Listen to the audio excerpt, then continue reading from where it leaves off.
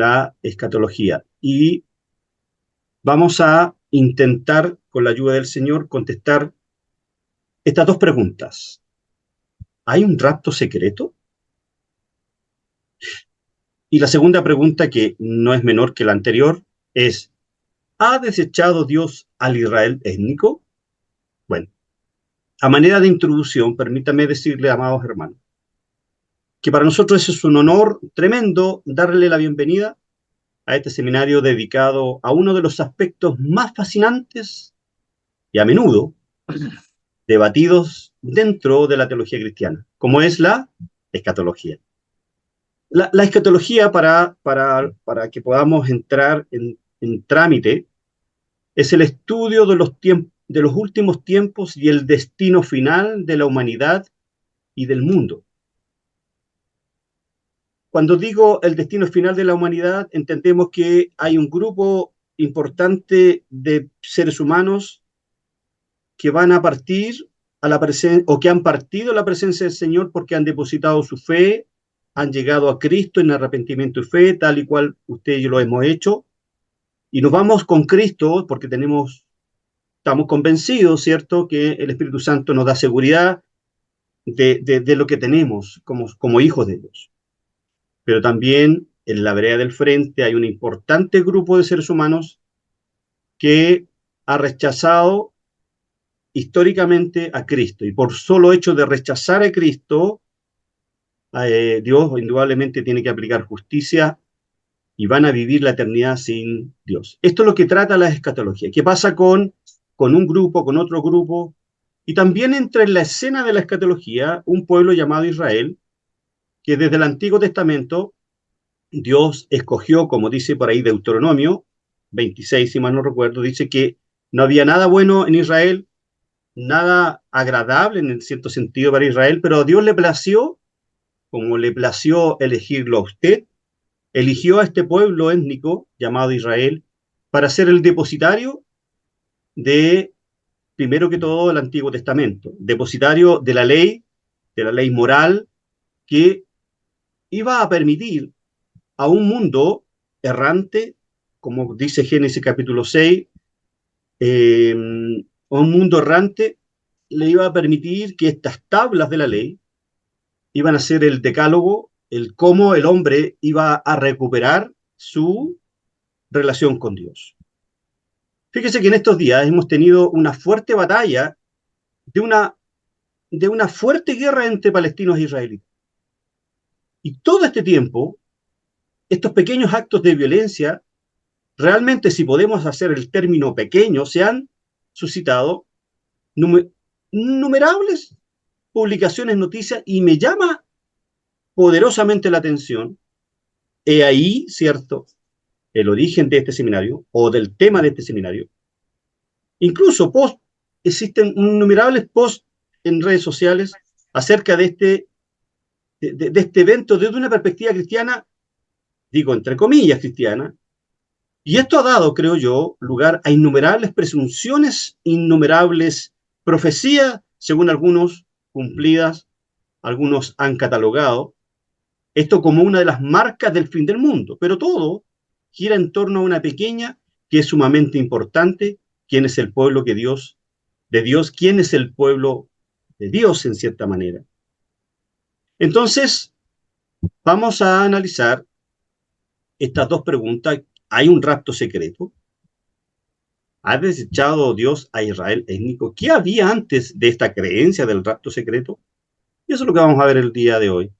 ¿Cuál es el contenido de este seminario? Primero vamos a ver una introducción, ¿cierto? Vamos a ver algunos conceptos que son necesarios entender. Vamos a ver qué es lo que es la escatología personal, la escatología general y algunas otras cosas. Y en segundo lugar, indudablemente vamos a ver quién es el Israel de Dios. Y en tercer lugar, ¿habrá un rapto secreto o el rapto es público? Bueno, a modo simplemente de introducción, el Israel de Dios, en el fondo, son conceptos teológicos que aborda la identidad y el papel de Israel en el plan de salvación divino. Amados estudiantes, siervos y hermanos en Cristo, a lo largo de la historia de la teología cristiana ha habido diversas interpretaciones sobre cómo se relaciona Israel con la iglesia. Si son dos pueblos distintos, y cuál es la misión de uno o de otro.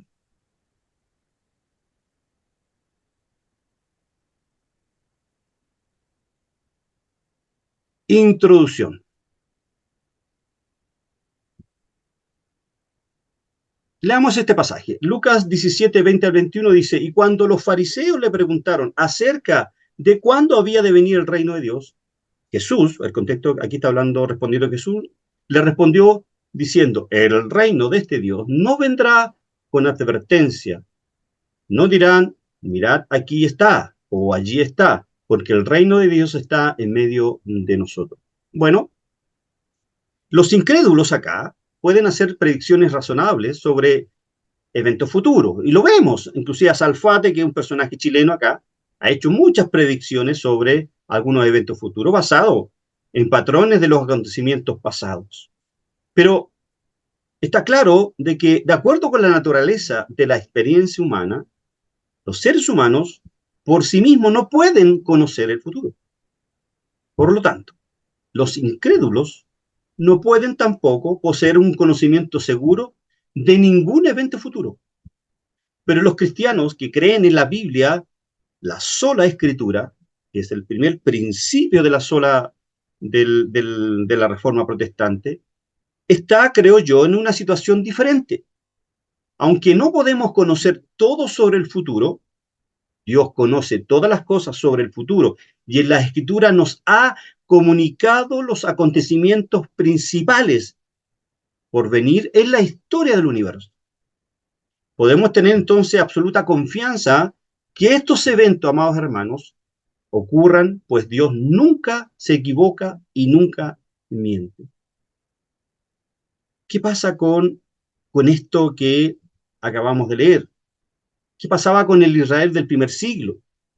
Fíjese que en el primer siglo, en el contexto que el escritor Lucas escribe esto, Israel estaba bajo el dominio del Imperio Romano. La vida judía estaba marcada por una rígida observación de la ley mosaica, guiada, por supuesto, por diferentes grupos religiosos. Y aquí vimos dos. Uno, los fariseos. Y entre los cuales, por supuesto, están los fariseos, eran prominentes en esto. Los fariseos eran conocidos por su estricta adherencia a la ley, su énfasis en la pureza ritual y la influencia en la vida cotidiana del pueblo judío. ¿Cuál era el rol entonces de los fariseos y su rol? Los fariseos representaban, amados hermanos, una facción religiosa que buscaba preservar la tradición y la observancia de la ley de manera rigurosa, al extremo de ser legalista. Ocurre muchas veces en alguna iglesia local. A menudo se encontraban en desacuerdo con otros grupos como los saduceos y los esenios, y eran conocidos por su habilidad para debatir y su insistencia en interpretaciones precisas de la ley. Más o menos en ese contexto se da estos señores. Pero, ¿cuál es la expectativa escatológica de estos fariseos? ¿Por qué le preguntan? En el judaísmo del Segundo Templo había una fuerte expectativa escatológica sobre la venida del Mesías y el establecimiento de un reino divino en la tierra. Hablando de Nehemías. Estas esperanzas estaban influenciadas por la profecía del Antiguo Testamento y las enseñanzas de los líderes religiosos de la época. Pero estos señores, los fariseos, los saduceos, no vieron el cumplimiento en Cristo de las promesas hechas a Abraham. Ese fue el problema. ¿Cuál es el contexto inmediato de este pasaje, amados hermanos? Es decir, ¿qué pasaba antes de este pasaje? ¿Por qué estos señores, los fariseos, hablan de esto? Bueno, Lucas 17, versículos 20 al 21, se encuentra dentro de un discurso de despedida de Jesús, donde él está instruyendo a sus discípulos antes de su crucifixión y su resurrección. Y este discurso abarca desde Lucas 17 hasta el capítulo 19. cubriendo enseñanzas sobre la humildad, el servicio, la importancia de la fe y las advertencias sobre el tiempo venidero. ¿Cuál es el contexto de los primeros versículos del capítulo 17 para que podamos entender esto? Bueno, estos versículos habla de una advertencia contra la hipocresía y la falsedad religiosa.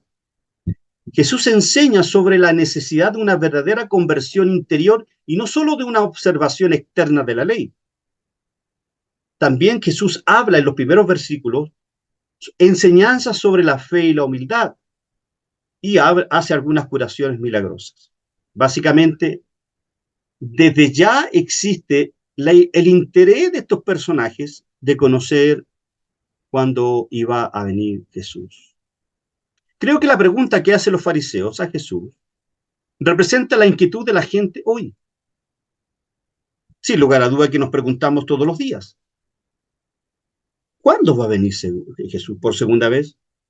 Y no podemos dejar de desconocer que a través del tiempo de estos 20 siglos, o 21, y a través del tiempo hay una incesante búsqueda por descubrir cuándo vendrá Jesús. Y por eso es que surgen escuelas teológicas.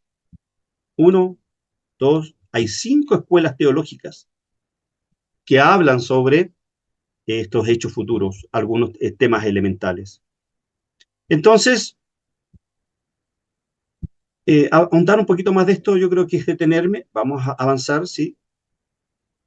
Bien. Wayne Grudem dice lo siguiente: los incrédulos pueden hacer predicciones razonables sobre eventos futuros basadas en los patrones de los acontecimientos pasados. Pero está claro, dice Grudem, que de acuerdo con la naturaleza de la experiencia humana, los seres humanos por sí mismos no pueden conocer el futuro. Lo dijimos. Por lo tanto, los incrédulos no pueden poseer un conocimiento seguro de ningún evento futuro. Pero usted y yo, que creen en la Biblia, están en una situación diferente. En términos más sencillos, lo que hace Wayne Grudem plantea una distinción fundamental entre la capacidad de los incrédulos y los cristianos para comprender y anticipar eventos futuros. De hecho, Wayne Grudem es dispensacionalista, por si acaso. Los incrédulos pueden formular predicciones basadas en patrones observados en el pasado, pero estas predicciones carecen de certeza debido a la inherente limitación de la experiencia humana para conocer el futuro con exactitud. ¿Okay? Entonces, es interesante lo que dice este señor, que es un teólogo del siglo XX. Yo tengo la teología de Wayne Grudem, pero hay algunas cosas que no comparto. ¿Qué dice John Walworth? Dice: ¿cómo es posible que eruditos de renombre están de acuerdo con muchas doctrinas cristianas básicas? Interpreten las partes proféticas de las escrituras con resultados tan diferentes. ¿Cómo se explica esto? ¿Cómo se explica esto, hermano? ¿Cómo es posible que eruditos de renombre que están de acuerdo con muchas doctrinas cristianas, están de acuerdo con la divinidad de Jesús, están de acuerdo con que la Biblia es inerrante? ¿Cómo se explica esto? Bueno, Walworth plantea una pregunta fundamental sobre la diversidad de interpretaciones proféticas dentro del cristianismo. A pesar de un acuerdo general de doctrinas básicas, que lo vamos a ver, este fenómeno es común en áreas de alta complejidad teológica, como la escatología, donde las escrituras contienen pasajes simbólicos y proféticos que pueden, amados hermanos, ser interpretados de múltiples maneras. Y le voy a poner un ejemplo, para no serlo tan latero. Mire, permítame un segundo. Permítame un segundo. Apocalipsis 20.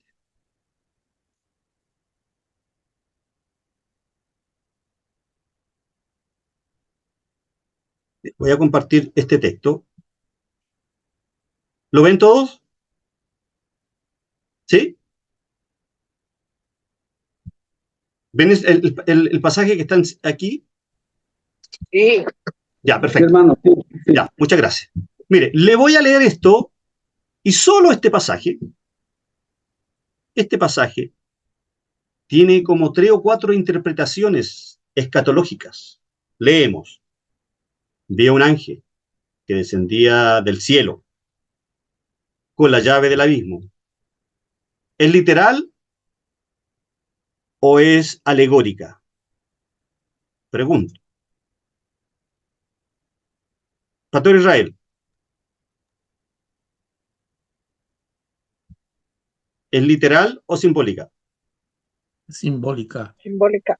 ¿Ya? Y después dice, y una gran cadena en la mano. ¿Es simbólica o literal? Simbólica. Pero respondan con certeza.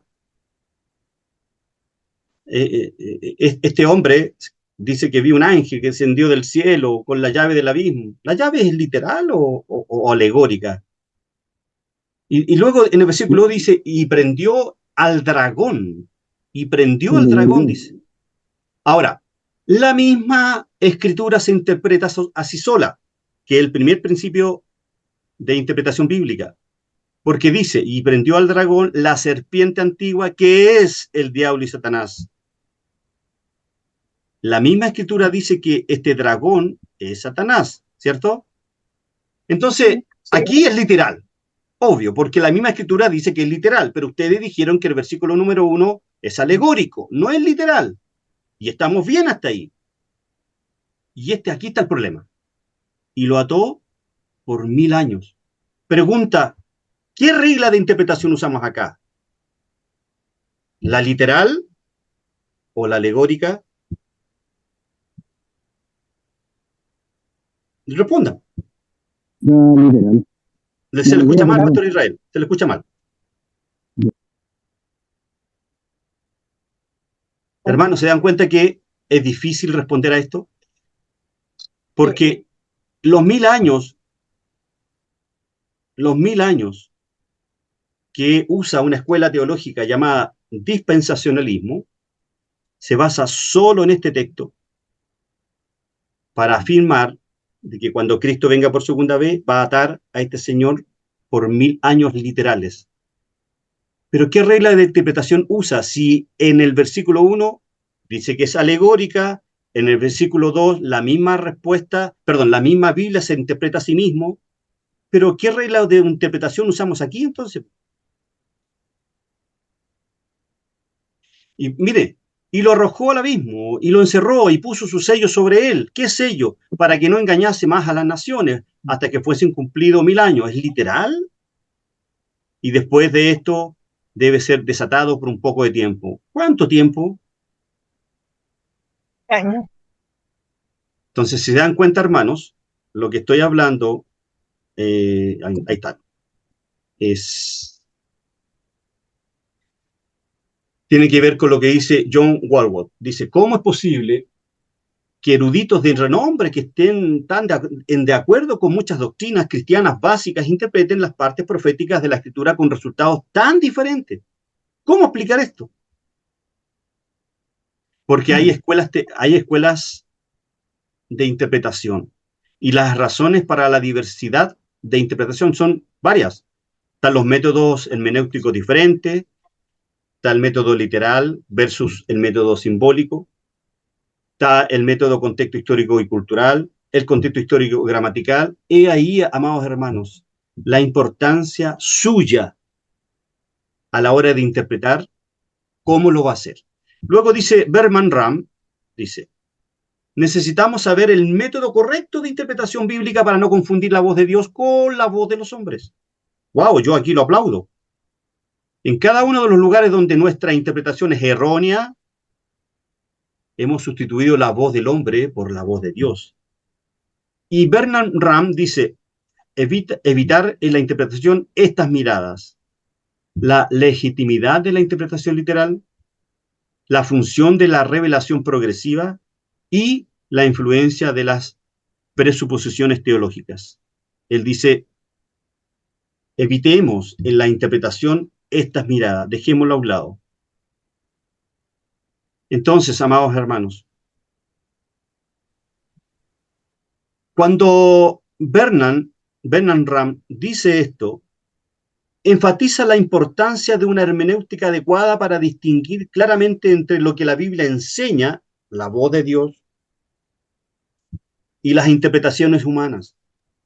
Bernard Ram argumenta que muchas veces, las interpretaciones erróneas surgen cuando las presunciones teológicas o métodos inapropiados guían la comprensión del texto bíblico. Cuando hay una literalidad bíblica, Ram, este personaje, dice que sugiere que no se debe descartar la interpretación literal sin una razón sólida. Sin embargo, también reconoce que no todos los pasajes deben ser entendidos de manera estrictamente literal. Tengo un montón de otras notas aquí encima de mi escritorio, pero basta con esa para que podamos entender lo que dice John Walworth y lo que dice Bernard Ram. Bueno, veamos. Y aquí entramos un poquito en la parte conceptual. Recuerda que estamos en la introducción. Escatología individual. ¿Qué es la escatología individual, hermano Alejandro? Bueno, primero que todo, debemos decir que la palabra escatología es una palabra compuesta, escato, que significa hechos futuros, y logía, estudio. Entonces, cuando usted escucha hablar de escatología, estamos hablando del estudio de los hechos futuros. Pero existe una escatología individual, que es la que trata cuestiones como la muerte física, y ahí entramos en 1 Tesalonicenses 4, versículo 13 al 18, porque lo que Pablo está hablando ahí es de una escatología individual. Vamos a verlo más adelante.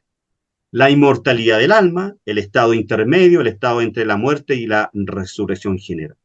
Pero también hay una escatología general, la que trata con el regreso de Cristo, la resurrección general y el juicio final y el estado final.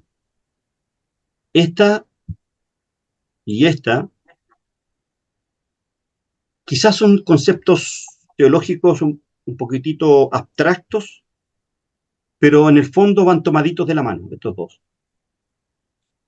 Cuando hablamos de escatología y entramos en un plano más en detalle, hablamos de la escatología individual cuando usted estudia lo que viene, qué pasa después de la muerte física, la inmortalidad del alma, dónde se van las almas cuando mueren en Cristo y sin Cristo, dónde se van. Todo eso la Biblia lo habla. Y el estado intermedio, el estado entre la muerte y la resurrección general. Y la escatología general, que es la que nosotros estamos analizando en este seminario. Porque yo no voy a tocar esto. Lo que voy a tocar es el regreso de Cristo y la resurrección general y el juicio final y el estado final. Bien, para eso pasamos ya al segundo punto, parece. No, estamos todavía en la introducción. Y aquí hay dos subtemas. La importancia de la escatología. ¿Por qué es importante, hermano Alejandro, hablar de escatología? Bueno, la escatología, ¿cierto?, es importante porque nos proporciona, amados hermanos, una perspectiva sobre el futuro, ofreciendo, primero, como dice Pablo aquí en 1 Tesalonicenses, que es el objetivo de este pasaje, ofreciendo esperanza y dirección en nuestra vida cristiana. Nos ayuda a comprender la culminación de la historia humana y el propósito final de Dios para su creación. A través de la escatología, amados hermanos, podemos reflexionar sobre la segunda venida de Cristo, el juicio final, la resurrección de los muertos y la vida eterna. Estos temas, entonces, no solo alimentan nuestra esperanza, que es el objetivo de este pasaje, sino que también moldea nuestra ética y comportamiento diario. ¿Cómo debemos comportarnos? ¿Qué debemos hacer con lo que sabemos? Y por eso es que Pablo, en estos pasajes de 1 Tesalonicenses, que yo creo que ustedes se lo saben de memoria, Pablo tiene 3 ideas fundamentales. Consolar y dar esperanza sobre los muertos en Cristo. ¿Por qué? Porque la iglesia de Tesalónica estaba viviendo un desaliento, producto que estaban siendo perseguidos. Y sus hermanos estaban muriendo por la persecución. Y ellos se preguntaban, ¿qué va a pasar con ellos? ¿Qué va a pasar con los que están muriendo en Cristo? Y Pablo dice, paren. Paren, por favor, le dice. Lo que hace Pablo en este pasaje, evita el desaliento al asegurar la resurrección de los creyentes fallecidos. Dice que los muertos en Cristo resucitarán primeros, y luego dice Pablo que los que estemos presentes, juntamente con ellos, seremos arrebatados. Y Pablo aborda una preocupación común entre los creyentes. No tan solo hay en Tesalónica, sino que en la iglesia del pastor Israel, en la iglesia del pastor José, en nuestra iglesia aquí en Cerrillo, en Puerto Rico, en Nicaragua, en cualquier lugar donde se predica el evangelio, va a haber una preocupación constante. ¿Qué va a pasar con el destino de los creyentes? El destino de aquellos que han fallecido antes de la segunda venida de Cristo, a diferencia de los que no tienen esperanza, Pablo asegura a los tesalonicenses y por ende a nosotros que los creyentes que han muerto en Cristo no están perdidos, sino que tienen la promesa de la resurrección. Los consuela en el dolor, les da esperanza a la iglesia de Tesalónica. Ese es el objetivo. Pero también Pablo aborda la segunda venida de Cristo. Y curioso, dice que es si usted lee el texto, habla de cuatro cosas respecto a la venida de Cristo. Hace una descripción detallada del regreso glorioso de Jesús, pero jamás dice que es secreta. Dice que todo ojo le verá. Al sonar trompeta, habla de la resurrección de los muertos en Cristo y habla del arrebatamiento de los vivos para estar con Él eternamente. Pablo describe con claridad el evento de la segunda venida de Cristo y la resurrección de los muertos. Por eso les pedí, amados hermanos, que pudieran ver ese video que hice, creo que el jueves, para que pudieran entender este pasaje que es elemental para entender escatología, hermano, y para entender qué pasa con Israel y qué pasa con si hay un rapto secreto o es público. Bien, hay cuatro cosas. El descenso de Cristo, Jesús regresa del cielo con una gran manifestación de poder y gloria, acompañada de señales celestiales, visibles, lo ven, todo el mundo lo ve. Una resurrección de los muertos del Antiguo Testamento. Los muertos del Antiguo Testamento hay gentiles y hay judíos o israelitas. Y los israelitas y los judíos que han muerto creyendo en Cristo. Los creyentes que han fallecido tanto del Antiguo Testamento como el Nuevo Testamento en Cristo resucitarán primero recibiendo cuerpos glorificados, cuerpos incorruptibles. Y después viene un arrebatamiento de los vivos, es decir, usted y yo, si es que Cristo viene cuando estemos vivos, a eso me refiero. Los creyentes que aún vivan, supongamos que Cristo venga esta noche, aleluya, serán arrebatados junto con los resucitados para encontrarse con el Señor en el aire. ¿Qué hay de secreto aquí? Hay una comunión eterna con el Señor. Este encuentro, amados hermanos, culminará con una unión perpetua con Cristo, asegurando una esperanza eterna. Este es el mensaje de Pablo a la iglesia de Tesalónica. No tiene nada que ver con algo secreto. Habla literalmente que todo visible, todo ojo le verá. Y el contexto de este pasaje era la persecución que Pablo estaba viendo, que estaba ocurriendo ahí, ¿cierto? En esta comunidad, ahí en Tesalónica, que era una ciudad cosmopolita también, de menor envergadura respecto a Corinto, donde estaban siendo perseguidos ahí. Recuerde que estaban habían romanos, griegos y gentiles, y los griegos tenían esta visión de que los muertos después de muertos no pasaba nada con ellos. Por eso que estos hermanos estaban desalentados y estaban confundidos. Y le dice, oye Pablo, aquí los griegos dicen que cuando mi mamá murió, ya murió, el alma ya no hay más alma, decían los griegos. Y Pablo tiene la necesidad de escribir, le dice, no, los muertos en Cristo. Tu madre que murió el mes pasado va a resucitar primero cuando Cristo venga por segunda vez. Ese es el objetivo de este pasaje. Ese es, le da instrucciones claras, los anima y los edifica. Y dice, y ustedes edifiquen a otros con la esperanza de estos eventos futuros. Por lo tanto, le dice, vivan con la perspectiva de la eternidad y fortalezcanse mutuamente en la fe. Qué precioso lo que Pablo hace en estos 5 versículos. Por eso le dije, escuchen el pasaje, el video que hice sobre este tema. Escatología y salvación no es una doctrina cardinal. Hermano Alejandro, ¿qué es una doctrina cardinal? Bueno, veamos qué es lo que es una doctrina cardinal. Bueno, aquí están las doctrinas cardinales. Lo que significa doctrina cardinal es que todos los creyentes, todos, de todas las denominaciones, sean bautistas, metodistas, pentecostales, reformados, calvinistas, arminianos, todos ellos, todos, anglicanos. Si se me queda alguno, piense, métalo ahí al saco. Todos ellos creemos esto y tenemos y pensamos esto, que hablamos que la deidad de Cristo es una. Todos creemos que Jesucristo es Dios encarnado, plenamente divino y plenamente humano. Si usted no cree esto, usted es un solo Jesús o un testigo de Jehová. La segunda doctrina cardinal es la Trinidad. Toda la iglesia que le mencioné, los pentecostales, los bautistas, los metodistas, los asambleístas, los luteranos, los calvinistas, los reformados, si se me queda alguno, métalo al saco. Dicen que Dios existe eternamente en 3 personas, Padre, Hijo y Espíritu Santo, y una sola esencia divina.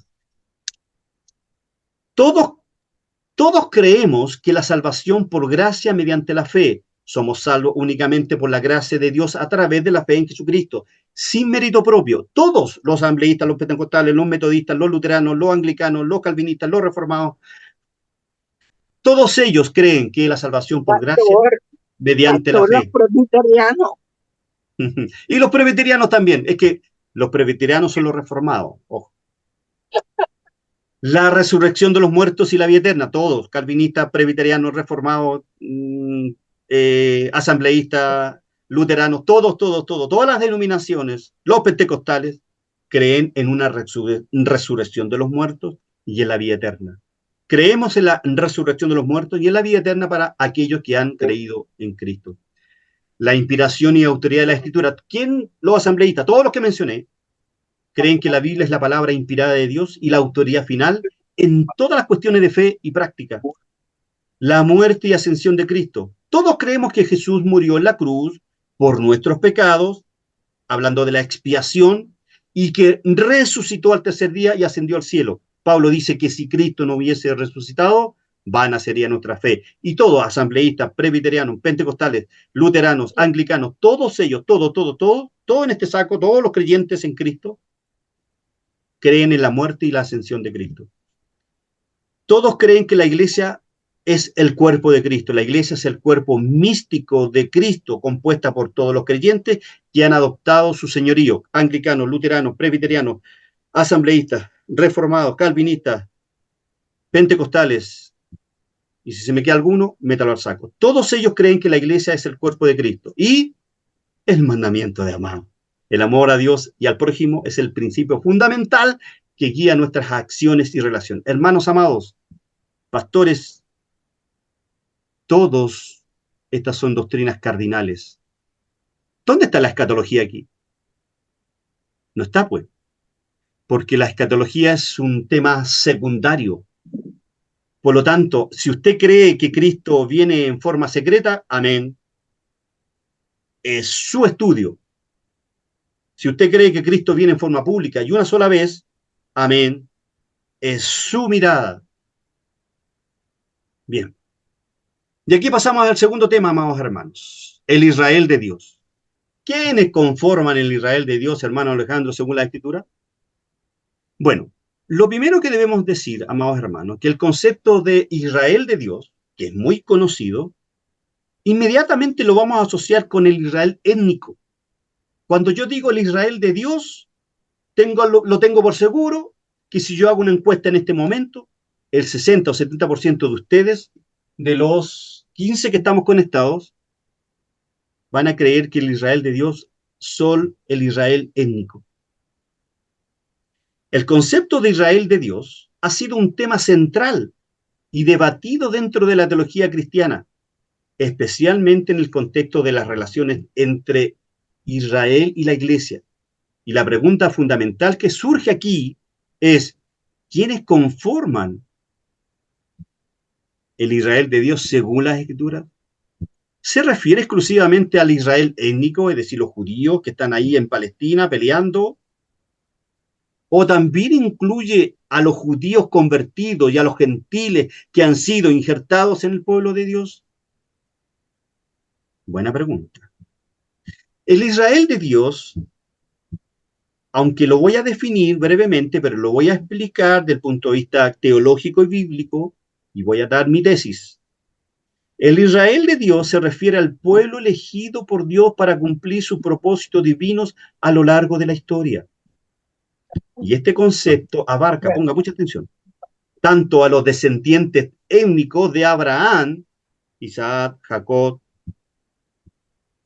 es decir, todos los judíos, como aquellos gentiles que han sido incorporados al pueblo de Dios a través de la fe en Jesucristo. Ese es el Israel de Dios. Los judíos étnicos que creyeron en el Mesías que iba a venir, los judíos étnicos que se convirtieron al cristianismo y dejaron su religión judía y se convirtieron a Cristo y murieron, o los que están vivos, junto con los gentiles, forman el Israel de Dios, judíos y gentiles, que han creído en la cruz. ¿Cuál es el fundamento bíblico, hermano? Usted me está haciendo una pregunta muy seria. Bueno, la inclusión de gentiles en el Israel de Dios. Romanos, capítulo 11, que vamos a llegar en marzo, abril, mayo, no sé cuándo vamos a llegar al capítulo 11 del estudio que estamos haciendo de Romanos. El apóstol Pablo utiliza la metáfora de un olivo para ilustrar cómo los gentiles han sido injertados, en el olivo original que es Israel. Más, dice, si algunas ramas fueron arrancadas, dice el versículo 17 de Romanos 11, y tú, le dice, siendo una rama silvestre, le dice a los gentiles, han sido injertados en el olivo. Mire, por aquí tengo una imagen. ¿Quién es el pueblo de Dios en la Escritura? ¿El primer pueblo o el segundo pueblo? Que en la iglesia está dividida. Aquí pongo a este señor que con cara de duda, que es la duda que tienen algunos de ustedes, y que yo también tuve hace muchos años atrás. Y tengo este señor que está estudiando y que es lo que yo espero que ustedes, terminando este seminario, abran sus Biblias, abran sus libros de estudio, sus notas, investiguen y se quiebren la cabeza para ver si el primer pueblo, Israel del Antiguo Testamento, es distinto a la iglesia. Bien. ¿Quién es el pueblo de Dios en las Escrituras? El Israel incrédulo del Antiguo Testamento, es decir, los perdidos. El Israel creyente del Antiguo y Nuevo Testamento. Los gentiles creyentes del Nuevo Testamento. Todos ellos forman el pueblo de Dios. Y hay muchas citas. Está Juan 10:16 que dice... ¿Dónde la tengo? Espérenme un segundo. No, la tengo más adelante. Pero, Hebreos 11:2. 11:12. Analicemos este, que es el que más me gusta. Esta promesa, y permítame leerlo. Hebreos, espérenme un segundo. Si alguien la tiene, por favor, antes que yo la encuentre.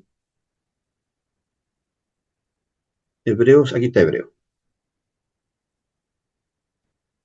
Hebreos. Hebreos 11:12. Dice, por lo cual también de uno, y ese ya casi muerto, salieron como las estrellas del cielo en multitud y como la arena, innumerables, que está a la orilla del mar. Eso es lo que dice el versículo 12. Ahora, esta promesa de Dios y la fe en su promesa permitió a Abraham, que en el fondo se el pasaje paralelo sería Génesis capítulo número 12, cuando esta promesa de Dios y la fe en su promesa permitió a Abraham llegar a ser padre de una numerosa posteridad, aún después de que consideró terminado este aspecto de su vida. Pero también Pablo hace su comentario acerca de la fe de Abraham en Dios, quien haría de él padre de muchas naciones.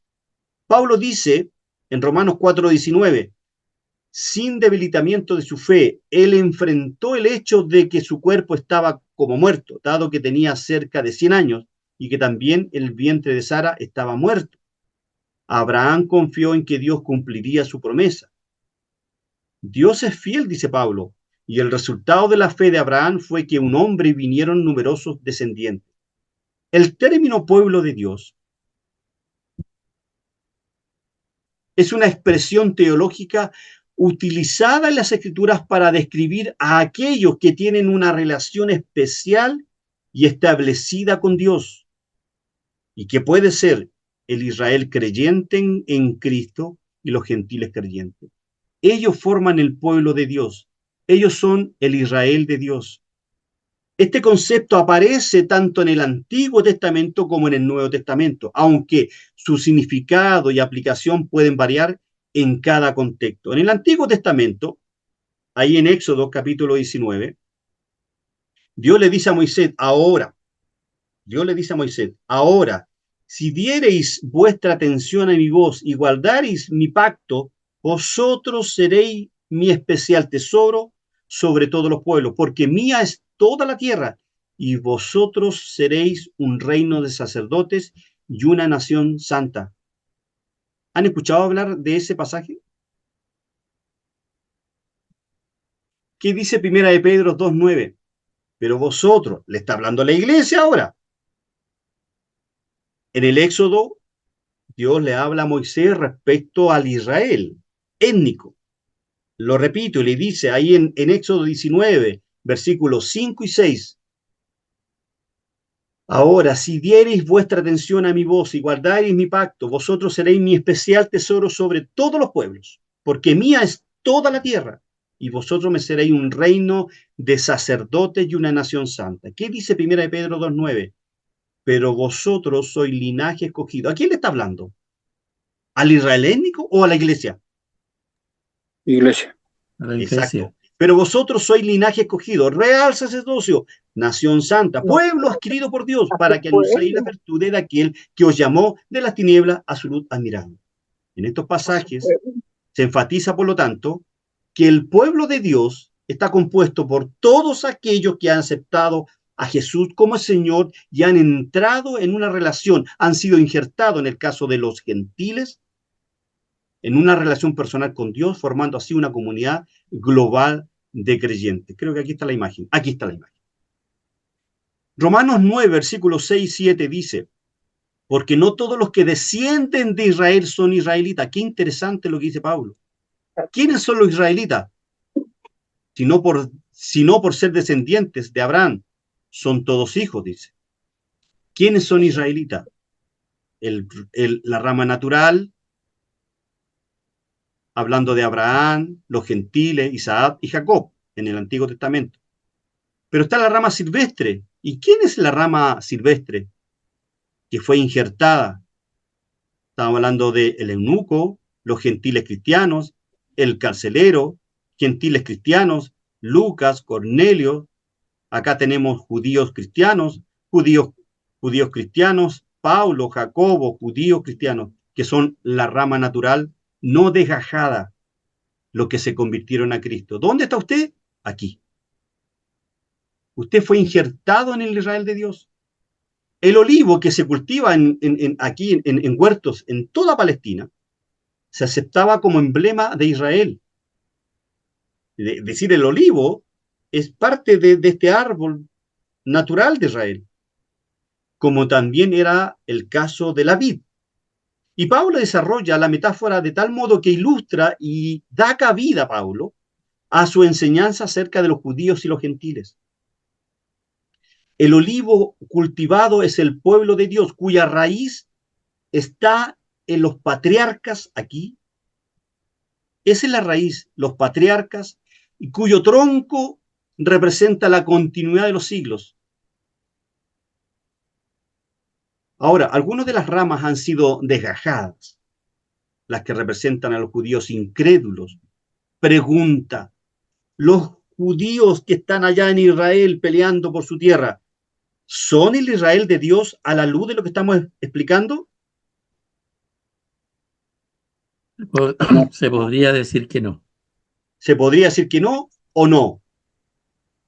No, Es que tajantemente no No, podemos decir que No. no, porque podemos encontrar que muchos de los judíos que están en Israel han aceptado a Cristo, o sea, eso no lo No, pero por sabemos. eso, no. es verdad. O sea, ahí venía la explicación. ¿Quiénes son la rama que ha sido desgajada? Son aquellos, como decía el pastor José Miguel, aquellos israelitas que están peleando allá en la franja de Gaza, que no han creído en Cristo. Ellos son la rama natural desgajada. Pero como decía muy bien el pastor José Miguel, cuando crean en Cristo, van a ser la rama natural no desgajada, van a ser parte, como Pablo, que era judío, pero que se convirtió a Cristo, como Jacobo, que era judío, que se convirtió a Cristo, todos los judíos cristianos que se convirtieron a Cristo, todos los judíos cristianos, de Hechos capítulo 2, verso 3, judíos cristianos. Ellos son la rama natural no desgajada, como decía el pastor José Miguel. ¿Cuántos tipos de rama entonces tiene el olivo de Romanos capítulo 11? 3. La rama natural, no desgajada, los que vendrían a ser el remanente de Israel, personas que siempre creyeron en la base de la fe de Abraham, como Moisés, los profetas, Ana la profetisa, Simeón, Juan el Bautista, Moisés, David, Ruth y vos, Rahab, Josué, Caleb y todos los santos del antiguo pacto que nunca rechazaron a Jesucristo, ni dudaron de la promesa de su evangelio. Y aquí podríamos incluir a los 12 que siempre creyeron en Jesús, excepto Judas. ¿Y quiénes son la rama natural desgajada, los que están acá? Reinjertada. Aquí está usted, pues. Están los judíos cristianos como Pablo, aquí, acá. Judíos cristianos como Pablo, Aquila, Priscila, como los judíos que creyeron por la predicación de Pedro, ahí en Hechos 2:3, como los judíos que creyeron al ver los milagros de Pedro y Juan en el pórtico de Salomón. Judíos que creyeron por la predicación de Pablo y Bernabé ahí en Hechos capítulo 12.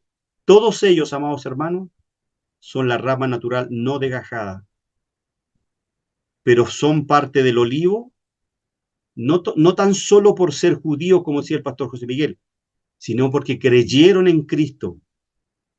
¿Y quiénes son la rama silvestre injertada? ¿Qué son estos? La rama silvestre, nosotros son los gentiles, usted y yo, gentiles. cristianos como Lucas, el médico amado, Cornelio, el centurión romano, Lidia, ahí en Hechos capítulo 16, cuando Dios le abre el corazón, el carcelero de Filipo, el eunuco etíope que se convirtió por la predicación de Felipe, Tito, Timoteo, todos ellos eran gentiles y todos nosotros fuimos injertados. Y todos estos forman el Israel de Dios. Todos estos. Entonces, en este minuto, el judío, respóndame un sí o un no, el judío que está peleando allá en la franja de Gaza, que no se ha convertido a Cristo, ¿está dentro del Israel de Dios? No, Sí. No, no. ¿Qué necesita para, Sí. hacer una rama natural no desgajada? fe y arrepentimiento en Cristo. Aceptar a Cristo. Perfecto, excelente. Fe y arrepentimiento en Cristo. Muy bien, excelente. Y ahí terminamos el segundo tema. ¿Quién es el Israel de Dios? Pero aquí hay un cuadro, yo se las mandé. ¿Por qué es necesario hablar de esto? Y aquí empieza el problema. Hermano Alejandro, ya no nos ponga problema, nos quedó claro, pero yo tengo que darles problema. ¿Por qué? Porque hay una escuela escatológica que es el dispensacionalismo, y yo creo que aquí de los 15 que hay varios que son dispensacionalistas y que se van a ir al infierno. No, si no se van al infierno. Es una broma, ¿no? Todos los dispensacionalistas que nos vamos al infierno, no, si yo, no, yo dejé de ser dispensacionalista. No, es una broma, yo soy fome para la broma. Ellos, entiendo que buscan una descripción detallada de la posición escatológica respecto al futuro de Israel, pero ¿qué piensan los dispensacionalistas? Ellos creen en una restauración nacional de Israel en los últimos tiempos, una conversión masiva durante el milenio. ¿Cómo interpretan ellos Romanos 11, que era esto? ¿Cómo lo interpretan nuestros hermanos dispensacionalistas? Un cumplimiento literal con una restauración futura de Israel tras la plenitud de los gentiles. El dispensacionalismo es una corriente teológica que distingue entre Israel y la Iglesia como dos entidades. Nuestros hermanos dispensacionalistas creen que la Iglesia es una y Israel son dos entidades distintas. Y que ambas están separadas y que Dios tiene un trato distinto con Israel y un trato distinto con la Iglesia. Y es especialmente prominente en las iglesias evangélicas, carismáticas o pentecostales. Y ha influido significativamente en la teología de la escatología contemporánea hoy en día. Ellos creen que el futuro de Israel, los dispensacionalistas, creen que Dios restaurará a Israel como nación que no necesitan arrepentirse y creer en Cristo, en fe, llegar a Cristo en arrepentimiento y fe. Ellos dicen que solo por ser el Israel étnico, Dios tiene un trato especial con ellos. Bueno, podríamos analizar esto, pero no vamos a entrar en mayores conjeturas. La teología de la alianza, el supresianismo, ¿se dan cuenta cuando yo les dije que habían varias escuelas escatológicas? El amilenialismo y la teología de la unidad. El amilenialismo, que es el libro que nos está ofreciendo el pastor José Miguel, el postmilenarismo, la supresionalismo y la teología de la alianza. Hay tres escuelas teológicas, dos escuelas porque son prominentes, hermanos. Voy a tratar de explicarla aquí. Aquí está Cristo, hagamos una línea. Nuestros hermanos dispensacionalistas dicen que cuando Cristo venga por segunda vez, antes de los 7 años, viene el rapto. ¿Ya? Y que es secreto. Cristo viene en forma secreta. Nadie tiene idea cuándo viene, nadie lo va a ver. Y pasan 7 años, que es la gran tribulación, y después viene Cristo con la iglesia en la batalla de Armagedón, ¿cierto? Y dicen que ahí comienza el milenio de los 1000 años. Y Cristo ata a Satanás por 1000 años. Básicamente, eso es lo que piensa el dispensacionalismo. ¿Qué creen nuestros hermanos amilenialismo? Creen que cuando el año 70 hay enmasada, cuando fue exterminado los judíos y fueron esparcidos por todas las latitudes, ¿cierto? Comenzó el milenio, porque para nuestros hermanos amilenanes, los 1000 años son alegóricos, es decir, son espirituales, no son literales. Esas son las dos grandes escuelas. Las otras son con matices similares, pero las dos grandes escuelas, aquí están, en esta escuela están los presbiterianos, los bautistas, están los reformados, los calvinistas con algunos matices, y en esta escuela escatológica está casi el 100% de nuestros hermanos pentecostales. ¿Y por qué? Vamos a verlo por qué. Bueno, aquí está una explicación más de cuál es el Israel espiritual.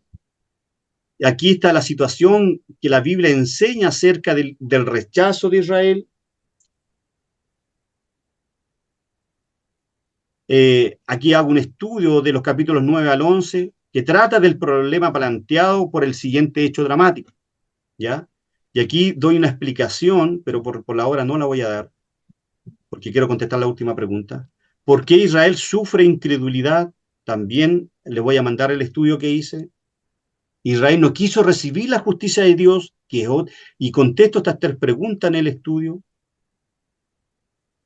Y ahora llegamos, en definitiva, ¿quién es el pueblo de Dios en las Escrituras? Dios no tiene 2 pueblos. Dios tiene un solo pueblo, que son el Israel creyente del Antiguo y Nuevo Testamento y los gentiles que somos creyentes en Cristo. Ellos son el pueblo de Dios. Y ahora pasemos al último tema. ¿Qué es el rapto secreto? Hermanos, se han hecho tantas películas sobre el rapto secreto. Se han hecho, la última película, Nicolas Cage habla sobre... Dejados atrás. Ah, Dejados atrás. exactamente, esa misma película yo iba a decir, Los dejados atrás.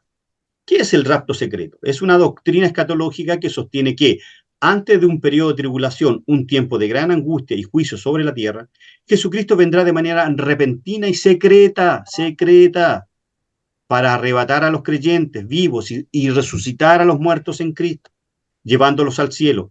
Y este evento ocurriría de manera invisible y sin anuncio previo, diferenciándose de la segunda venida visible de Cristo al final de la tribulación. Me explico. Cristo viene aquí por segunda vez, ¿ya? No sabemos cuándo, ¿correcto?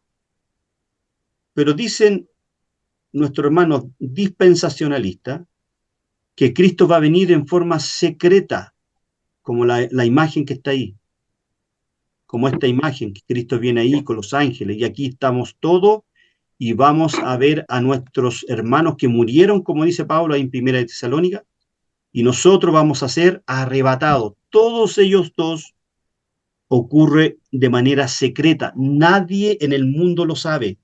Nadie. Y dice esta doctrina que van a ver algunos aviones se van a caer porque el conductor o el chofer del avión era cristiano y el Señor se lo llevó y los aviones van a caer como describe la película. Que yo voy a ir conduciendo el vehículo y como yo voy a desaparecer, este vehículo va a chocar con otro y va a quedar la escoba.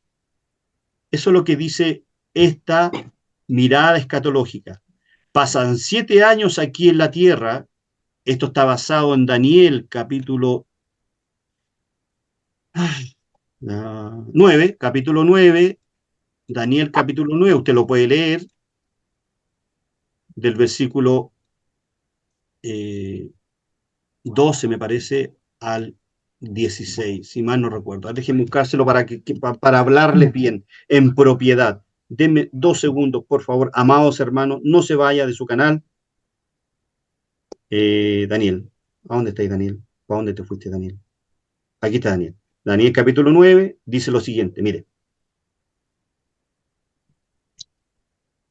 Aquí está. Que es la famosa profecía de las 70 semanas de Daniel. ¿Ya? Y yo hice seminario sobre esto. Aún estaban hablando, llorando y confesando mi pecado y el pecado de mi pueblo, Israel, y derramaba mi ruego. Más adelante dice, el versículo 24, dice, 70 semanas están determinadas sobre tu pueblo y sobre tu santa ciudad, le dice el ángel a Daniel, para determinar la prevaricación, para terminar el pecado y poner fin al pecado, ¿ve? Y expiar la iniquidad para traer la justicia perdurable y sellar la visión y la profecía y ungir al santo de los santos. Sabe, pues, y entiende que desde la salida de la orden para restaurar y edificar a Jerusalén, bueno, aquí ocurren 499 años, ¿eh? Ojo, y cuando llegamos al versículo 26 y 27 dice esto. Y después de las 62 semanas, ¿ve? 499 años, se quitará la vida al Mesías, a Cristo, mas no por sí, y el pueblo de un príncipe que ha de venir destruirá la ciudad y el santuario, y su fin será con inundación, y hasta el fin la guerra durará la devastación. Y aquí está la última semana, que es esta, dicen los hermanos dispensacionalistas. Y otra semana confirmará el pacto con muchos. Algunos dicen que aquí Israel hace un pacto con Satanás, con el príncipe con el príncipe, no sé qué príncipe. Y otra semana confirmará el pacto con muchos. A la mitad de la semana, 3 años y medio, hará cesar el sacrificio y la ofrenda. Después, con la muchedumbre de las abominaciones, vendrá el desolador. Aquí viene el desolador, ¿cierto? Y el que no tenga la marca de la bestia, o sea, el que se deje marcar la marca de la bestia no podrá, ¿cierto?, llegar al cielo. Dice, la muchedumbre de las abominaciones, vendrá el desolador, hasta que venga la consumación y lo que está determinado se derrame sobre el desolador. Este es el cumplimiento de Daniel 9:27, la última semana. Dice que Cristo aquí viene en forma secreta. Pasan 7 años y aquí ya viene en forma visible. ¿Cuál es la característica principal del rapto secreto? Bueno, primero que es secreto e inesperado. Ya los creyentes serán llevados al cielo, mientras que el mundo enfrentará la tribulación. Es resurrección de los muertos en Cristo. Los creyentes que han fallecido resucitarán primero, recibiendo cuerpos incorruptibles, cuerpos glorificados. Unión eterna con Cristo. Esas son básicamente... y la separación de la iglesia y el mundo. Esas son las 4 características del rapto secreto. Ahora, aquí está, perdón, me adelanté, pues aquí están las 4 características, ¿ya? Pero veamos un poquito de historia. ¿Quién comenzó esta cosa llamada rapto secreto? Este personaje, pues, hermanos amados, John Nelson Darby, el año 1832. El año 1832. ¿Qué pasó? ¿Qué es lo que la iglesia, desde el primer siglo, cuando este personaje dijo, hoy no, si el rapto es secreto? Va a haber un rapto secreto y interpreta de manera literal casi toda la Biblia, porque la Biblia no tan solo es literal, sino que también es alegórica. ¿Qué creía la iglesia aquí durante 18 siglos, hermanos? Nadie creía esto. Nadie creía lo que este señor inventó el año 1832. Origen de la doctrina del rapto secreto. La doctrina del rapto secreto es una interpretación específica de las profecías bíblicas relacionadas con el regreso de Jesucristo. Esta doctrina sostiene que antes de un periodo de tribulación en la tierra, ¿cierto? Ya llevamos 19 años de tribulación, según ellos, Jesucristo arrebatará de manera súbita y oculta a los creyentes vivos, reuniéndolos con los muertos resucitados para encontrarse con el Señor en el aire. ¿Quién fue este señor John Nelson Darby? Que es considerado el padre del dispensacionalismo. Darby fue un líder dentro del movimiento de los Plymouth Brethren, allá en Inglaterra. Este señor fue un inglés. Y en la década del año 1830, específicamente el año 1832, desarrolló una interpretación distintiva de las profecías bíblicas que incluía la noción de un rapto previo a la segunda venida de Cristo. Y aquí se crea el dispensacionalismo. John Darby formuló esta perspectiva teológica o escatológica que distingue claramente entre la iglesia, que es distinta, hermanos, de Israel. John Darby dice, no, aquí hay 2 pueblos. Por lo tanto, John Darby formuló esta perspectiva teológica o escatológica que distingue claramente, dice John Darby, entre la iglesia y el Israel étnico. Y propone que el rapto de los creyentes precede a un milenio literal de gobierno de Cristo en la tierra. Es decir, de Apocalipsis capítulo 20, el milenio que vimos delante. ¿Por qué se propagó esto? ¿Por qué? Porque este señor le entregó el bastón a este caballero, a Cyrus Ingerson Scofisk. ¿Han escuchado hablar usted de la Biblia de Scofisk? Sí. Él toma el bastón de lo que dice este caballero, sufre una influencia tremenda. Este era un pastor y autor estadounidense, este señor, Cyrus Ingerson Scofisk, y incorporó la idea de Darby en su Biblia de interpretación de referencias bíblicas de Scofisk, publicada en el año 1909, cuando estaba allá el famoso avivamiento de la calle Azusa. Otro día vamos a hablar de eso. este comentario bíblico de referencias popularizó el dispensacionalismo y por ende la doctrina del rapto secreto entre los cristianos evangélicos de habla inglesa. ¿Cómo se propagó esto? ¿Cómo llegó a Latinoamérica si se fue allá en Inglaterra? Hubo misioneros estadounidenses y británicos a finales del siglo XIX y principios del siglo XX. Misioneros provenientes de Estados Unidos y de Europa llevaron consigo las enseñanzas del dispensacionalismo a Latinoamérica. Organizaciones misioneras, amados hermanos, como la South Baptist Convention, ¿ya? Y otras denominaciones evangélicas jugaron un papel crucial en esta difusión. Los programas de televisión y radial a mediados del siglo XX, canales de televisión evangélicos y estaciones de radio comenzaron a difundir sermones y estudios bíblicos basados en el dispensacionalismo, alcanzando una audiencia más amplia. Literaturas y publicaciones dispensacionalistas, libros, folletos y revistas evangélicas promovieron las enseñanzas del rapto secreto. Y es cuando surge, en el año 1909, las iglesias pentecostales como movimiento pentecostal, no el de Hechos 2, porque en Hechos 2 nace la iglesia pentecostal con sus raíces basada en los profetas y los apóstoles. Los pentecostales de hoy en día, nosotros que son, yo tengo raíces pentecostales, nacen a principios de siglo, hermano, el movimiento pentecostal. Por lo tanto, las iglesias pentecostales, el crecimiento explosivo del movimiento pentecostal en Latinoamérica durante el siglo XX facilitó la adopción de doctrinas escatológicas como el rapto secreto. Y estas iglesias enfocadas, pero hermano, si yo nací dispensacionalista, enseñé hice 48.500 millones de seminarios sobre el dispensacionalismo, me lo conozco de memoria.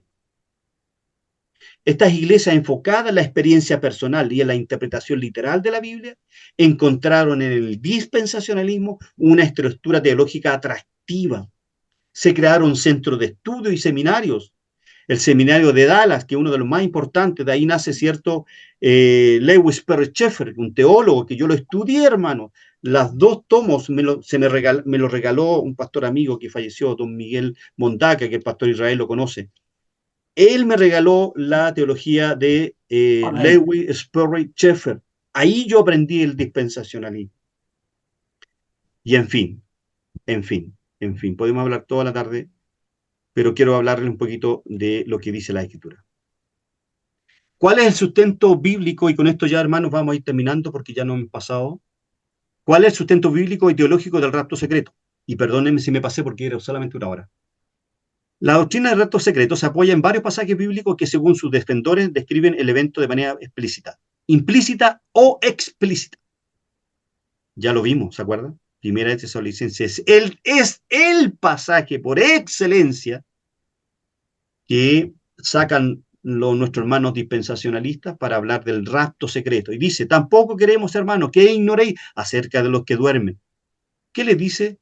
Oye, ustedes son ignorantes. ¿Cómo no van a saber? Le dice Pablo a la iglesia de Tesalónica. ¿Por qué estaban influenciados nuestros hermanos de Tesalónica? Por los griegos, los griegos creían que la persona moría y ahí finí, no había nada más. Entonces ellos estaban confundidos.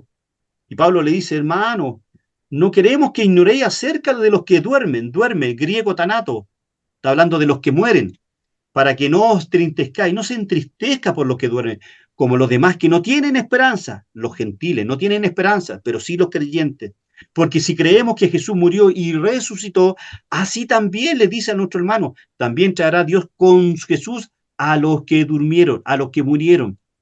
Porque el Señor mismo descenderá del cielo con aclamación, con voz de arcángel, con trompeta de Dios, y los muertos en Cristo resucitarán primero.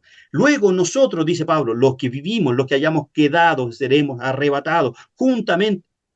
¿Dónde está lo secreto aquí, hermanos? ¿Alguien me puede decir? ¿Dónde está?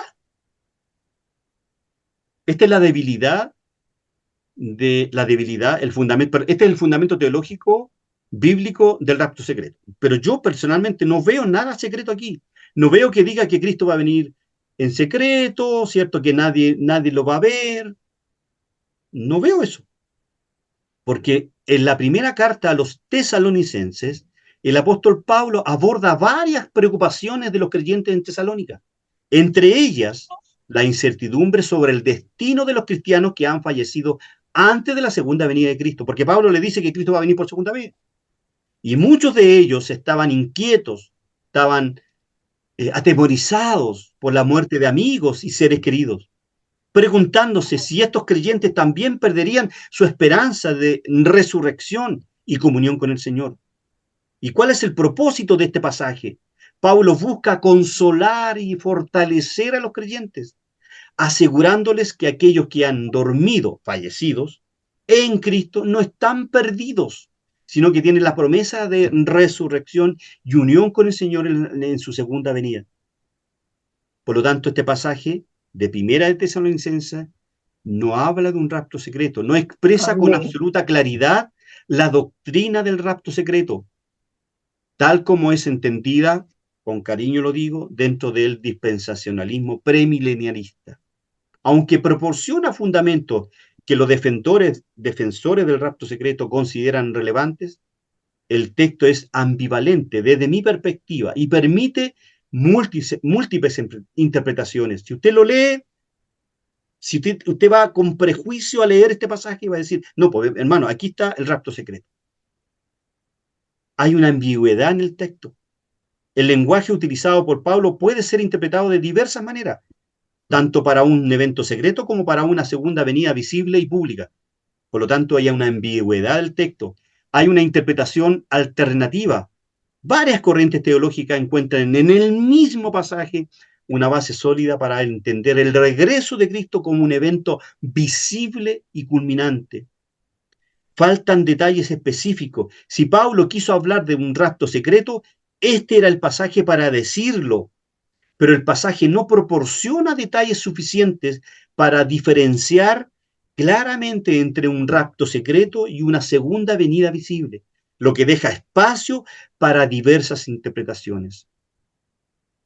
Y de luego tenemos Juan 14, 1 al 3. Dice, no se turbe vuestro corazón. Creéis en Dios, creéis también en mí. En la casa de mi Padre muchas moradas hay. Si así no fuera, yo os hubiera dicho, voy pues a preparar lugar para vosotros. Y si me fuere y os preparare el lugar, vendré otra vez y os tomaré a sí mismo para que donde yo estoy, vosotros también estéis.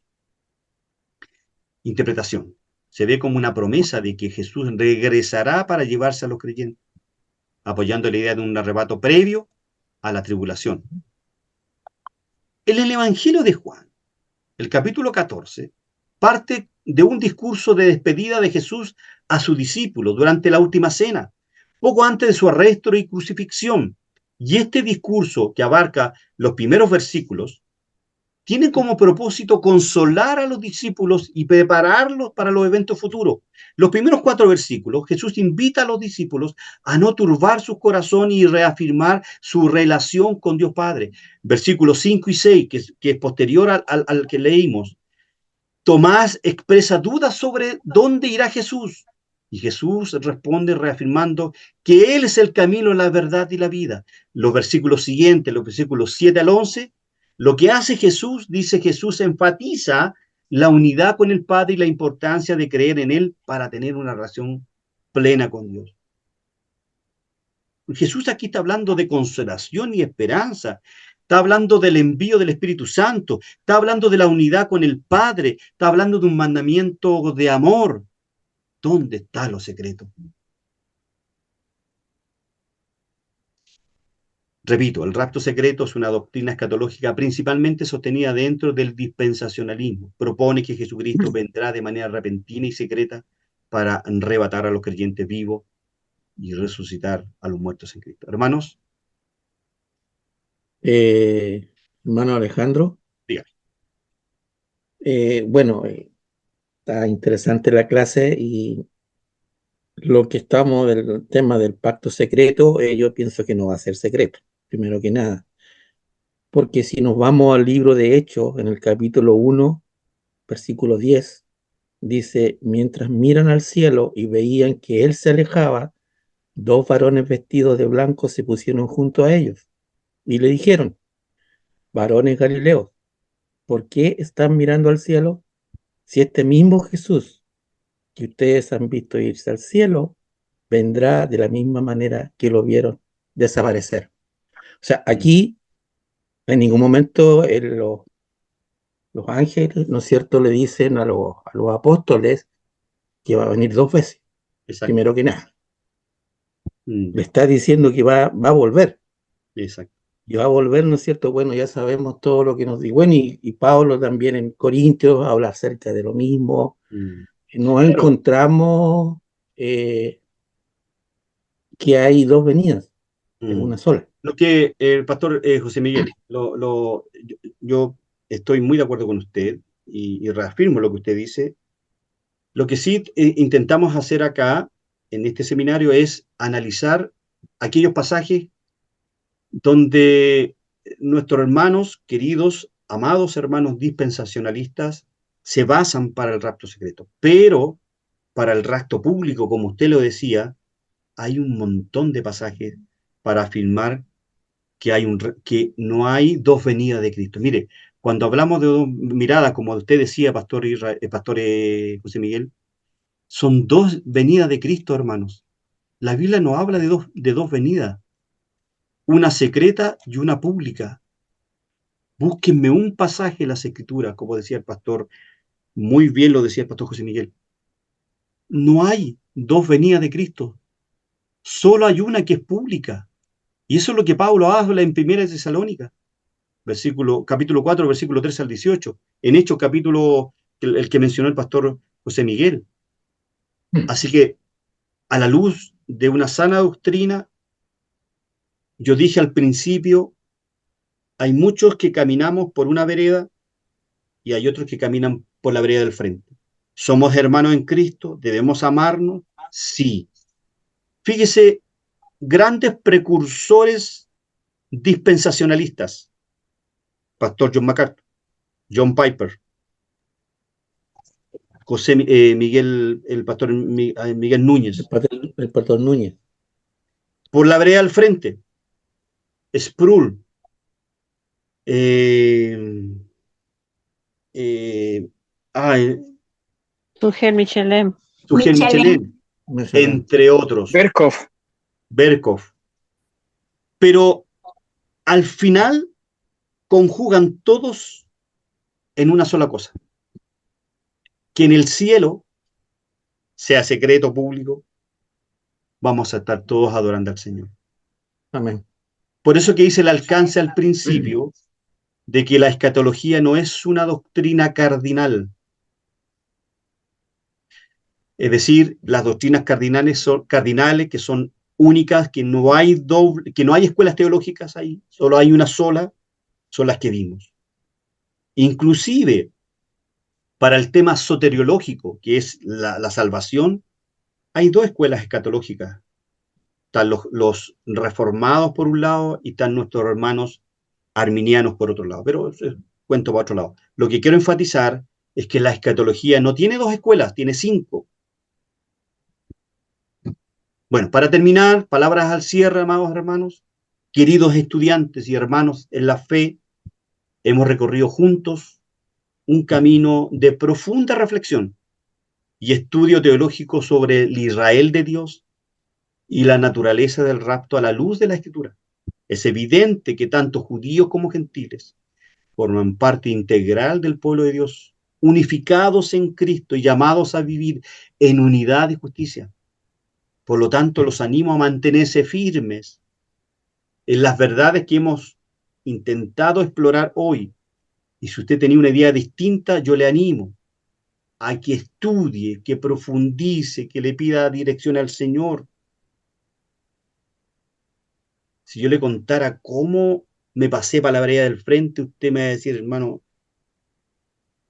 wow.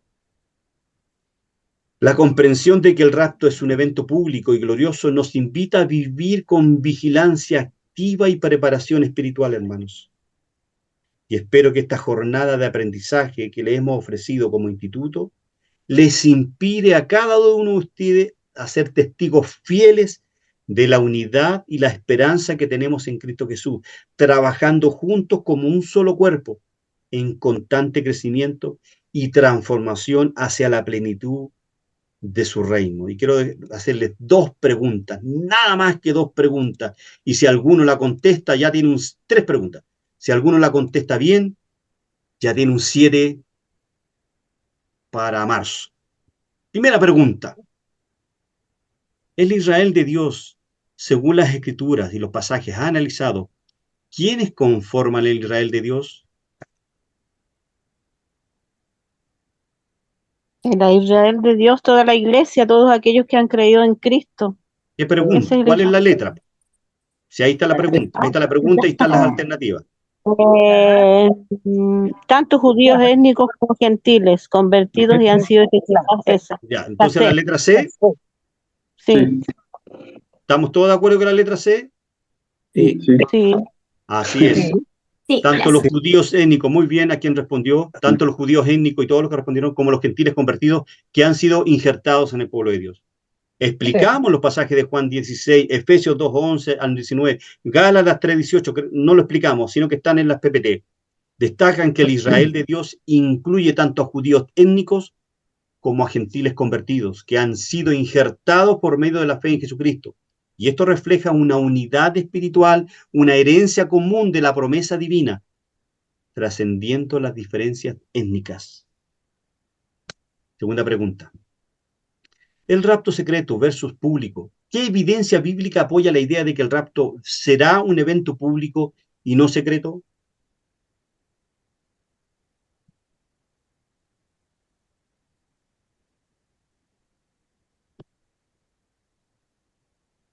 Uno solo nomás. No se peleen por contestar. la letra A. No. La letra C. Dice Mateo 24, que describe la segunda venida de Cristo con señales claras, visibles, global. La C. Ya. Leamos el Mateo 24, 30 al 31, para que, si es verdad o no, mire. Entonces aparecerá la señal del Hijo del Hombre. En el cielo, señal, todo lo verán. Y entonces lamentarán todas las tribus de la tierra y verán al Hijo. Y verán. ¿Es Sí, secreto, no? 24. Sí, sí. No. Y verán al Hijo del Hombre viniendo sobre las nubes del cielo con poder y con gran gloria. Versículo 31. Y enviará a sus ángeles con gran voz de trompeta y juntarán a sus escogidos. Aquí todavía está la iglesia, ¿ve? Y juntarán a sus escogidos de los cuatro vientos desde un extremo del cielo hasta el otro. Sí. Entonces, la respuesta era la letra C. La C. ¿Ya? Tercera pregunta. Incredulidad de Israel. ¿Cómo responde la teología reformada o la teología ortodoxa a la pregunta que si la promesa divina hecha a Abraham se ha cumplido a pesar de la incredulidad de la mayoría de Israel?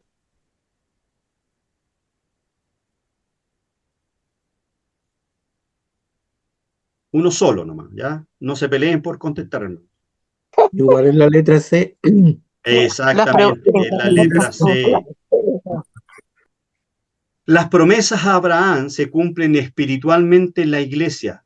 Ojo, las promesas hechas a Abraham son espirituales, no son materiales. Para los pastores que predican prosperidad económica, las promesas hechas a Abraham no son materiales, sino que Son espirituales para la espirituales. iglesia. Desde una perspectiva ortodoxa o doctrina ortodoxa, las promesas hechas a Abraham se cumplen espiritualmente en la iglesia, que incluye Amén. tanto a judíos convertidos como a gentiles. Además, se mantiene la expectativa de una restauración futura del Israel étnico, pero deben convertirse a Cristo, asegurando que las promesas de Dios a Abraham no han sido anuladas, sino que se han ampliado y profundizado a través de Jesucristo en la iglesia. ¿Ha quedado más confundido? ¿O se han aclarado dudas? Nos vemos en el próximo seminario. Nos vemos en el próximo. Nos vemos en el Para próximo aclarar, seminario. para aclarar. Gracias, pastor. Bien, preguntas y comentarios antes de concluir Mi hermano Alejandro, Pastor Israel. ¿cómo está? Muchas gracias nuevamente, mi hermano Alejandro, por el tiempo, por la disponibilidad. No, gracias a ustedes por estar aquí compartiendo con nosotros. No se le escucha.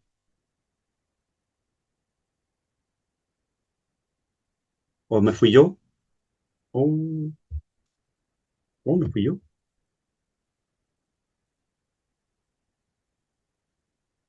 ¿Cierto? Un bosquejo, el rapto secreto, la gran tribulación, el milenio y así sucesivamente. ¿Cuál sería el orden bíblico, obviamente no dispensacionalista, que propone la escritura? Esa es mi pregunta. Me desconecté, se me cayó mi conexión. ¿Me puede repetir la pregunta, por favor? El movimiento dispensacionalista fundado por Darby Scofield, como usted acaba de explicar muy bien, nos da una pauta. ¿ya? Yo la conozco la pauta, habla del rapto secreto, después de la gran tribulación, la iglesia 7 años en el cielo, 7 años acá, la tribulación que lo conocemos bien. Eso es lo que postula el movimiento dispensacionalista. ¿ya? ¿Y cuál sería, si pudiéramos dividir, entre comillas, las pautas bíblicas no dispensacionalistas en que sucederían los acontecimientos? Esa es mi pregunta, no sé si fui claro. O sea, ¿qué pasa con Por ejemplo, usted dice que hay lo que usted nos acaba de enseñar, y lo cual estoy de acuerdo, hay una venida de Cristo visible. ¿Cuáles serían ahí los acontecimientos hasta llegar a la eternidad? Según usted nos pudiera explicar brevemente. Gracias, mi hermano Alejandro.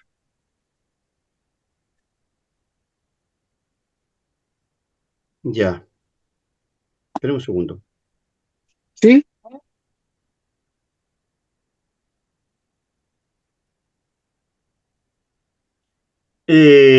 Bueno, hay escuelas, la escuela que yo abrazo, y perdóneme que sea muy referente, es la escuela más apegada al milenarismo.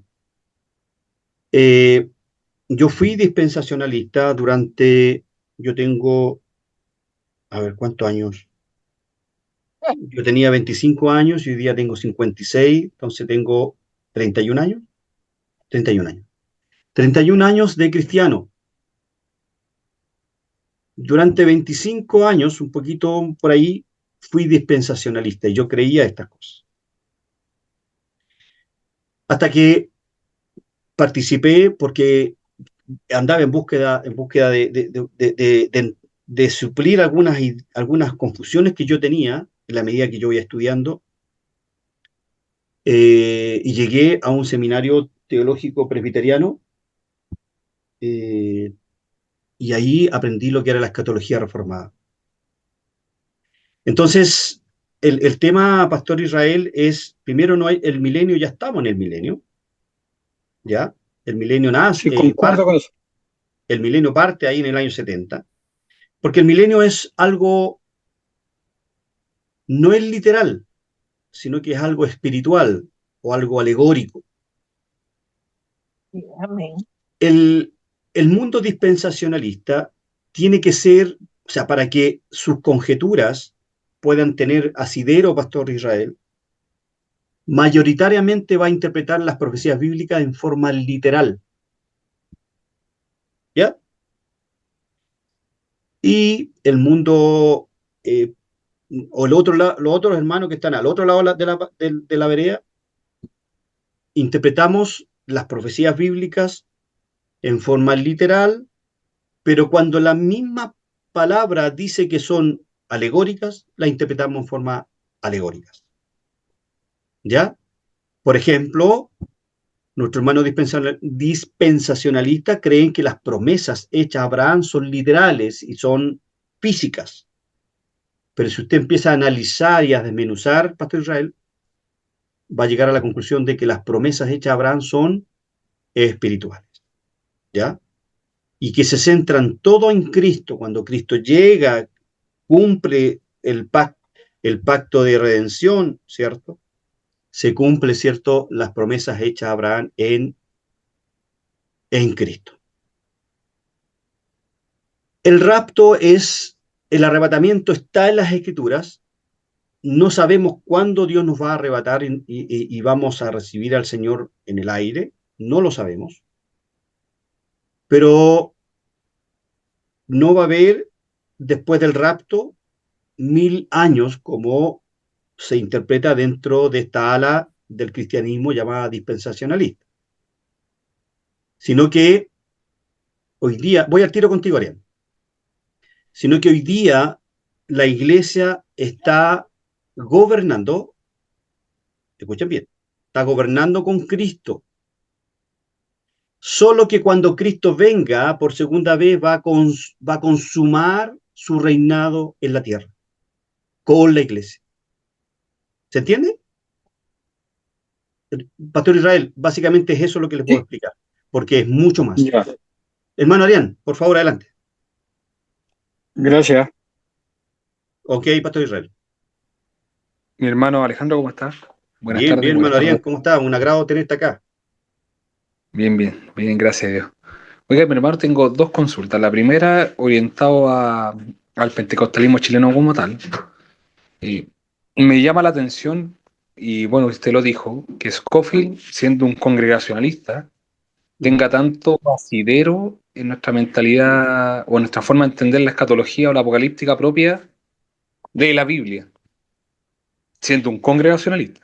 Mm, Eso lo voy a remarcar porque venimos de una tradición metodista norteamericana, exacto. con Huber principal. Entonces, no sé, usted entenderá a qué se debe aquello. Y lo segundo, que también me llama la atención, es que se puede dar, o suele darse, no sé si comparte lo mismo que yo, que hay hermanos que son teológicamente pactuales y curiosamente, escatológicamente son dispensacionalistas. O al Eh, revés, el son hermano MacArthur. claro, son teológicamente dispensacionales, pero cuando llegan a la parte de la escatología son pactuales. Mm. No sé cómo nos podría ayudar a entender aquello o a qué se ven las dos cosas. Eh, Mira, yo creo, y lo dije al principio, que la escatología es un tema ampliamente estudiado, pero no es una doctrina cardinal, ¿ya? Hay divergencias por una razón muy sencilla. Es tan fuerte la influencia de Scofield, de John Derby, después Scofield, fue tan fuerte la influencia de las iglesias de las iglesias americanas en Latinoamérica, especialmente en Chile, y sobre todo en las poblaciones del sur, en la pobreza misma del sur y del norte, que no se enseñó de manera responsable las escrituras, sino que se daban matices sobre el dispensacionalismo y el pentecostalismo aquí en Chile es fuerte en eso. Y cuando tú empiezas a sumergirte, yo creo que es así la cosa, como me pasó a mí, te empiezas a sumergir y empiezas a hacerte preguntas y tú dices, wow, existe los hermanos que están al frente, pero ¿por qué? Voy a cruzar al frente y voy a averiguar qué pasa con ellos. ¿Por qué ellos creen algo distinto a nosotros? Y cuando tú llegáis al frente, Arián, tú te das cuenta, wow, si no hay rapto secreto. Y con eso ya se te cae toda la doctrina dispensacionalista. Yo creo que esa es la respuesta. No quiero usar una palabra peyorativa, perdónenme si la uso, pero no es peyorativa, es una ignorancia supina. Supina significa no querer estudiar de manera profunda estos temas. Y solamente escuchar al hermano en la radio, leer uno que otro librito por ahí, y hasta ahí nos quedamos con la escatología. No sé si respondo a tu pregunta. aunque es mucho más amplia la respuesta que te puedo dar, pero por el tiempo creo que por ahí va la respuesta que te puedo dar. Sí, le agradezco a mi hermano Alejandro. Ya, Arián, gracias por estar con nosotros. ¿Ah? La hermana Julia, Hermano, al perdón, tiro, Pastor José Miguel. Después de la hermana Julia, voy con usted. Hermano Alejandro, buenas tardes, bendiciones. ¿Cómo está Mire, hay usted? un tema, bien, hay un tema, es que se habla en la Biblia, dice, para reinar con Cristo en el cielo. ¿Esa palabra cielo es literal o tiene otro significado en la palabra? ¿Qué Porque se pasaje? entiende, eh, porque usted dijo que lo recibiríamos y gobernaríamos, estaríamos No, adorando con él, ya, ese lo que yo tema. dije es Adorar, que, sí, mire, lo que yo dije es que Cristo ya está reinando con su Padre a la sí, diestra, la sí, iglesia ya está gobernando con Cristo, es un gobierno espiritual aún, sí, pero se va a consolidar cuando Cristo venga por segunda vez y reine sí. literalmente aquí en la tierra con la iglesia. Eso, porque hay hermanos que dicen, seremos llevados y reinaremos con él, estaremos adorándolo en el cielo. Pero En el la hombre ciudad, no fue hecho, en la sí, ciudad en la ciudad, celestial. pero eso no se refiere a que, a ver, por ser, es que el hombre fue creado para estar en la tierra, ¿sí o no? No para Sí, reinar. Que ahí hay un tema yeah. que muchos hermanos entienden que seremos sacados de la tierra y seremos llevados a reinar con él en el cielo. Esa es mi pregunta. ¿Cuál es eh, por decir así, cuál es su traducción o interpretación? Lo dije al principio, nosotros vamos a reinar, perdón, la iglesia ya está reinando sobre el mundo, hermana querida. Es un gobierno espiritual, Satanás ya está vencido, Satanás Sí, no va a ser vencido, Satanás y sus secuaces ya están vencidos. Por eso que el Colosenses 2, temor, 14, 15. exactamente, Satanás y sus secuaces saben el destino que les espera. Serán arrojados al lago de fuego y un montón de cosas más, ¿cierto? El reino de Cristo ya fue inaugurado. Marco nos habla de esto. El gobierno de Cristo ya fue, el reino de Cristo, perdón, ya fue inaugurado cuando Cristo vino por primera a la vez. tierra. Con la primera venida, amada hermana, de Cristo, su vida, su muerte, su resurrección y ascensión, el reino de Dios fue inaugurado. Nos habla esto Lucas capítulo 17, si mal no recuerdo, y Marcos en los primeros capítulos. Y actualmente Cristo reina desde el cielo, Sí, ejerciendo su señorío sobre todas las cosas. Efesios capítulo 1.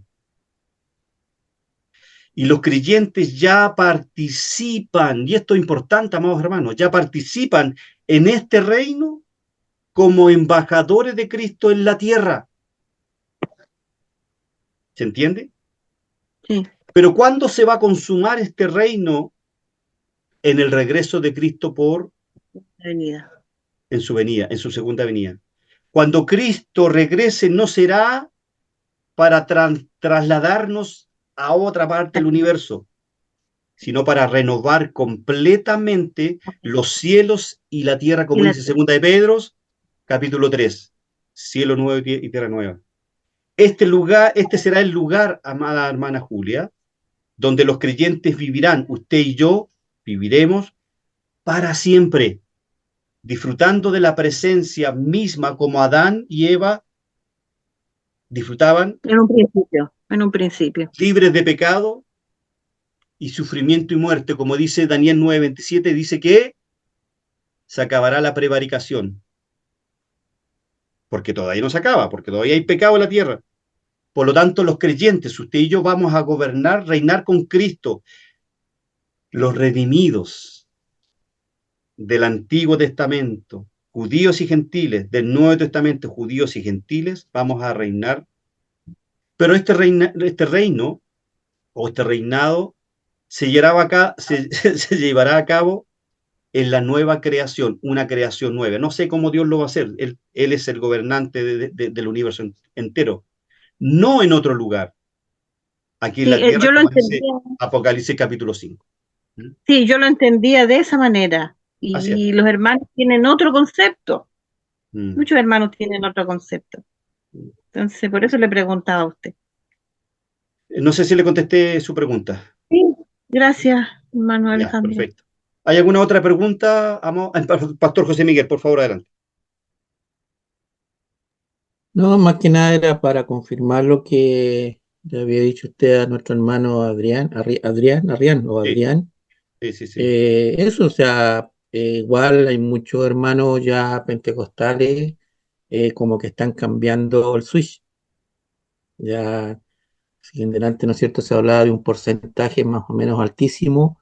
Ese porcentaje ya está como disminuyendo por lo mismo, porque hay hermanos que ya se están pasando, como dice usted, a la otra vereda y está entrando muy fuerte la reforma. Por eso Entonces hay recordemos, pentecostales reformados. claro, recordemos que justamente nosotros fuimos evangelizados, bueno, yo no, porque yo no alcancé a ver hermanos misioneros norteamericanos de la parte pentecostal. Ah, Yo inmediatamente, por la gracia del Señor, mm, tuve la oportunidad de aceptar a Cristo en una iglesia ya que era reformada. Pero yo tuve sí la suerte y la bendición de compartir con muchos hermanos y pastores de la orden, hablemos de la línea pentecostal, mm. y ahora yo lo he visto y me he dado cuenta que han cambiado ya un poco su estilo de presentar la escatología. Eso es importante porque es como sacar un poco, a lo mejor va a sonar muy fuerte lo que voy a decir, pero es como sacar un poco de la ignorancia al pueblo de Dios, porque recordemos que antiguamente los hermanos o los pastores tomaban la Biblia, como si una vez también lo dije acá en este instituto, que abrían la Biblia ni ponían el dedo y predicaban de lo que el dedo les decía en el texto. Eh, a Dios gracias, todo eso ha cambiado y bueno, tampoco quita que si hay hermanos, ¿no es cierto?, que siguen pensando, siguen en la doctrina escatológica como ellos dispensacionalistas, igual van a seguir siendo queridos por nosotros los reformados y les amamos en el Señor y esperamos juntos, ¿no es cierto?, que como dice Pablo, que seremos arrebatados, ¿no es cierto?, a la presencia del Señor y transformados, ¿no es cierto?, en ese momento. Así que Mm. eso era como una conclusión que quería sacar de lo que usted le había Muchas dicho a gracias, nuestro muchas gracias. hermano Mire, Arián. le voy a compartir esto porque el pastor Marco hizo una pregunta y se la voy a contestar. O sea, yo me imagino que la sabe, pero yo se la voy a contestar ahora. Déjeme compartir esta lámina. Ya, voy a sacar mira. El pastor Marco dice, si rapto, lo que entendí, a lo mejor yo lo entendí mal, pastor Marco Ugarte, si el rapto o el arrebatamiento era lo mismo, algo así. Mire, para nuestro hermano dispensacionalista, es el rapto antes de la segunda venida. ¿Ya? Rapto, pero para la línea reformada y otras denominaciones, cuando Cristo viene por segunda vez, se produce el arrebatamiento, para encontrarse con Cristo y reinar con ellos por la eternidad. Pero para nuestro hermano dispensacionalista es el rapto, que son sacados a algún lugar del universo, para que aquí en la tierra quede la escoba durante 7 años. No, eso yo no lo creo así. No sé si le contesté su pregunta, Pastor Marcos, porque él dice en los comentarios, o en lo que yo en el chat dice, rapto o arrebatamiento. Hay mucha diferencia entre uno y otro. Rapto en contra de nuestra voluntad y arrebatamiento tomado o rescatado. Bendiciones. Ah, no, él está afirmando. Perdón, no era una pregunta, está afirmando. Sí. Dice, ¿qué dice la Biblia? ¿Raptados o arrebatados? Bueno, arrebatados. ya lo expliqué. Pastor Marco dice, nadie lo sabe con toda certeza. Yo creo que serán en 1000 años reales. Cuando dice la palabra que para Dios 1000 años es como un día, es para su eternidad y no así para nosotros. Bueno, eso. Bien, no sé si hay alguna otra pregunta. Gracias, Pastor Marco, por participar con nosotros. ¿Alguna otra pregunta? Si no, vamos concluyendo. ¿No? Bien, vamos a terminar entonces y le voy a dar la posibilidad a nuestro pastor José Miguel, que pueda estar orando para dar finalización. Bendiciones, Pastor Marco Ugarte. Finalización a este seminario y espero verlos a ustedes y a otros más en marzo, el primer martes de marzo. Continuamos con el estudio de Romanos y sigamos creciendo en Cristo. Amén. Pastor José Miguel, por favor, llévenos en oración. Amén. Antes que nada, quiero decirles que ya el libro lo compartí, así que Perfecto. está ahí en el grupo. Perfecto, muchas gracias. Vamos a darle gracias al Señor por lo que hemos compartido hoy día en la tarde, que ha sido de gran bendición. Amén, amén. Amante Dios y Padre Celestial, te damos las gracias porque tú eres grande con cada uno de nosotros. Sí, sí. Gracias te damos porque nos has abierto, Señor, el entendimiento para poder comprender un poco más de tu palabra, Señor, y aclararnos las dudas que muchas veces, Señor, ocurren en el trayecto de nuestra vida. Te damos las gracias, Señor, por nuestro hermano que tuvo, Señor, la sabiduría de parte tuya para poder entregar este tema, Señor, que es importante para cada uno de nosotros. Como así también, Señor, a nosotros por darnos la sabiduría de poder entender, Señor, cada palabra que tú transmitiste, Señor, a través de él. Gracias te damos y te pedimos una bendición de lo alto, la bendición del Padre, la bendición del Hijo y la bendición del Espíritu Santo para cada uno de nosotros, en el nombre de Cristo Jesús. Amén. Amén. Bien, amados hermanos, Dios les bendiga. Abran ahí sus camaritas y nos estamos viendo, si Dios así lo permite, el primer martes de marzo. Dios les bendiga a cada uno de ustedes.